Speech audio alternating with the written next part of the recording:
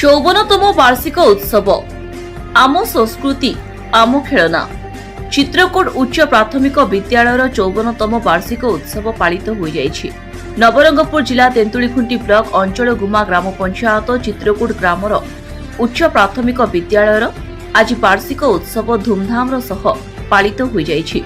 उक्त वार्षिक उत्सव रे मुख्य अतिथि सीआरसीसी इंद्र दामन बिशोई, सम्मानीय अतिथि भावे अंचल गुमा सरपंच कुसुम पूजारी, अवसरप्राप्त वरिष्ठ शिक्षक दामोदर बिशोई, वरिष्ठ शिक्षक मोन हरिजन, वरिष्ठ शिक्षक भोजमन सिंगी, एसएमसी सभापति गोगन बिहारी टाकरी, प्रधान शिक्षयित्री के शारदा प्रसन्न पात्र, शिक्षक फोगुनु जानी, शिक्षक खिताब जानी, शिक्षयित्री धरित्री भोत्रा, शिक्षक चंदन कुमार विश्वाल, अंगनवाड़ी कर्मी रंजिता गंडा एवं ग्रामर भद्र महिला और अभिभावक उपस्थित रही पिलांक रंगारंग नाच गीत कार्यक्रम देखि मजा नौथिबार दृश्य देखिबाकु मिलिछि।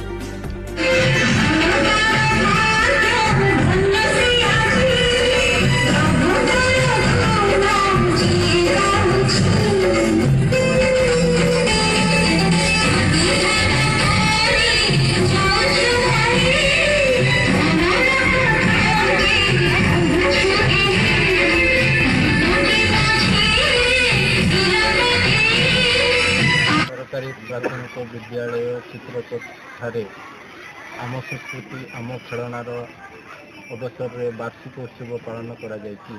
एही अवसर में चलित वर्ष 2024-25 शिक्षा वर्ष में जो छात्र छात्री मैंने कृति अर्जन करिसेंति सेमानंकु पुरस्कार देवार व्यवस्था करा जायछि।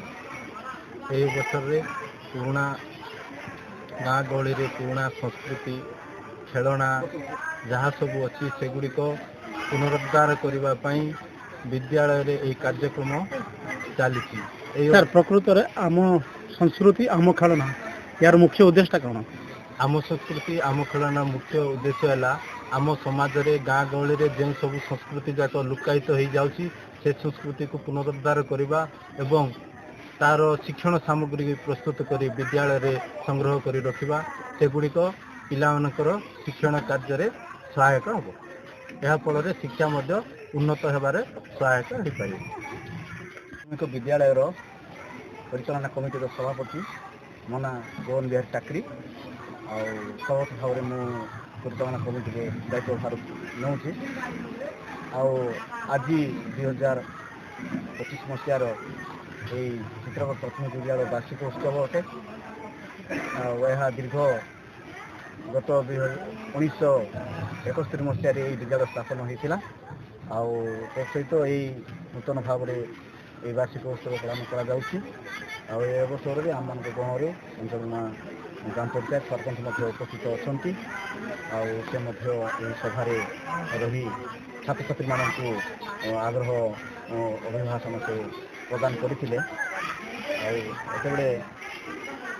विद्यालय कि प्रकार आगक उन्नति हो सहित ये विद्यालय पढ़ुवा पिलामानंकर सांस्कृतिक तथा विगत दिन मानक जहाँ सब खेल खेलना ये सब विषय रही पुनरावृत्ति करा से संबंध में एठारे आलोचना करा समस्त शिक्षक शिक्षयित्री माने किपरि भाव में छात्र छात्री मानू आगे बढ़ाइबे ताहा से माने प्रतिश्रुतिबद्ध। मो ना दामोदर बिशोई और विद्यालय पूर्वतन शिक्षक थी।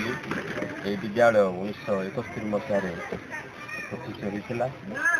तत्कालीन ग्राम भद्र व्यक्ति मैंने बहुत चेष्टा फल स्कूल को निर्माण करते एवं यही ग्राम प्रति आमर तत्कालीन एमएलए अब्दुल्ला खान बहुत अवदान थिला।